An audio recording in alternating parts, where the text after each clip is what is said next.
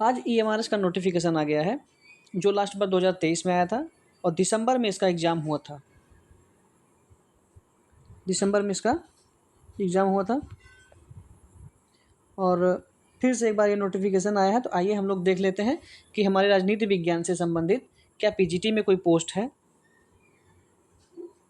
या टीजीटी में सामाजिक विज्ञान में कितनी सीटें हैं। तो पहले तो ये देख लेते हैं हम लोग, डेट का जो अंतिम डेट दिया हुआ ये है 23/10/2025 11:50 तक। फिर हम लोग चलते हैं नेक्स्ट पेज पे।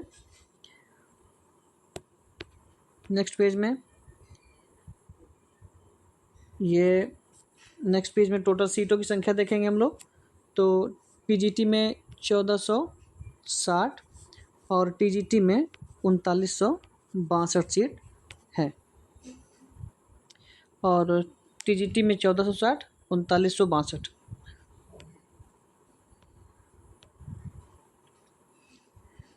और ये है हम लोग का पीजीटी का टोटल सीट, जिसमें इंग्लिश मिलेगा आपको, हिंदी है, मैथ्स है, केमिस्ट्री, फिजिक्स, इसमें कहीं हिस्ट्री तो है, जियोग्राफी है, कॉमर्स है, इकोनॉमिक्स है, कंप्यूटर साइंस है, लेकिन कहीं पे पॉलिटिकल साइंस नहीं है।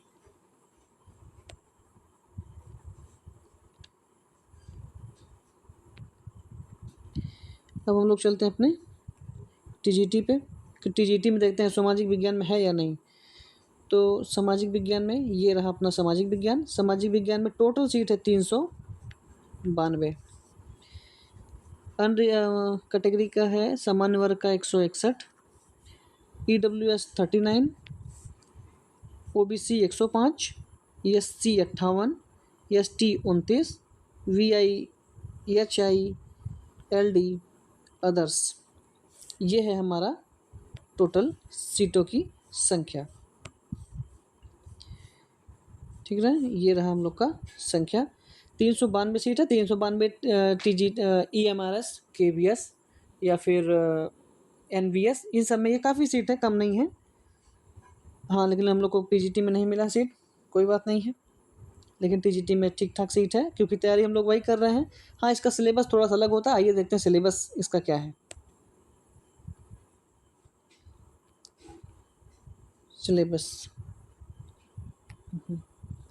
सिलेबस में हम लोग पढ़ेंगे तो इसमें ये नहीं है कि आप इसमें एक ही सब्जेक्ट चुन सकते हैं। इसमें आपको चारों पार्ट देता है।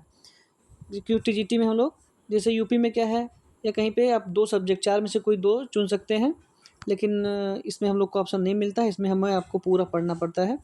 ये देखिए, ये है हमारा हिस्ट्री का पोर्शन। तो इसमें हम लोग कंटेम्प्रेरी वर्ड, ये पूरा ये तो पूरा एनसीईआरटी का ही सिलेबस है। पूरा देखिए फ्रेंच रेवोल्यूशन है। फिर हम लोग जाते हैं, ये आपको याद होगा, और ये 1857 की क्रांति है। फिर 1885 जब कांग्रेस बना, फिर वहाँ से लेके आज़ादी तक ये हम लोग पढ़ते हैं। फिर रशियन रेवोल्यूशन 1917, राइज ऑफ समाजवाद का उदय, फिलासफी ऑफ कार्ल मार्क्स, ये तो हम टीजीटी के लिए पढ़ ही रहे हैं। Socialism in Europe, impact of socialism, समाजवाद का क्या प्रभाव पड़ा। फिर हम लोग सिलेबस देखिए, जो हिस्ट्री का है पूरा 11th और 12th का एनसीईआरटी है। पूरा 11th 12th का एनसीईआरटी पूछता है ये लोग, कभी इधर उधर नहीं। हाँ, थोड़ा क्वेश्चन इन लोग का डिस्क्रिप्टिव टाइप का होता है, फैक्ट नहीं होता है ज़्यादातर। और अब हम लोग भूगोल में आते हैं, तो देखते हैं इसका भूगोल का इंट्रोडक्शन टू सोलर सिस्टम, वही है, motion earth, rocks and minerals, climate, जलवायु से सारा एनसीईआरटी ही पढ़ना पड़ता है इसमें। देखिए, रेडिएशन, डिस्ट्रीब्यूशन, प्रेशर, वाटर, समुद्र विज्ञान, waves, currents, Atlantic, Pacific, Indian, यही पूरा जैसे हम लोग टीजीटी के लिए पढ़ते हैं। जलवायु विज्ञान, जलवायु है, फिर समुद्र विज्ञान है, फिर अपना स्थल मंडल, मतलब भौतिक भौतिक भूगोल के सारा पार्ट इसमें ये पूछते हैं। अभी हम लोग इसमें चलते हैं।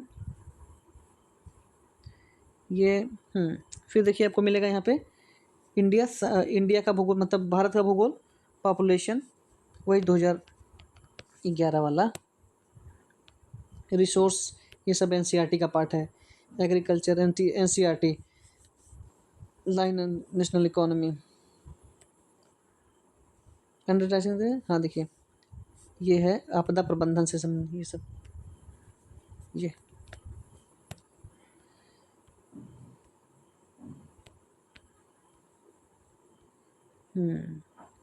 अंडरस्टैंडिंग डिजास्टर हजार्ड्स, ये सुना, ये सब देखिए पूरा सर्वाइवल स्किल, ये सब से क्वेश्चन बनता है नहीं। ये एनसीईआरटी का जो पढ़ लेते हैं सब वहीं से ये क्वेश्चन दे देते हैं सब। दे तो सिलेबस इतना बड़ा है लेकिन पूछते उसते नहीं है यहाँ से। कंपोनेंट्स ऑफ प्रोडक्शन पॉवर्टी, हाँ ये देखिए सारा ये सब। Food security in India. अच्छा ये होता है कि जो भी पूछते हैं ये लोग एनसीईआरटी से पूछते हैं, उससे बाहर नहीं।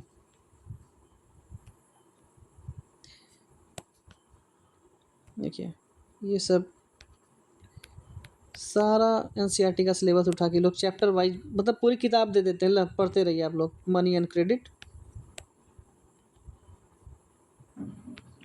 अब देखिए यहाँ पे मनी एंड क्रेडिट हो गया था। फिर हम लोग देखिए यहाँ पे ये है,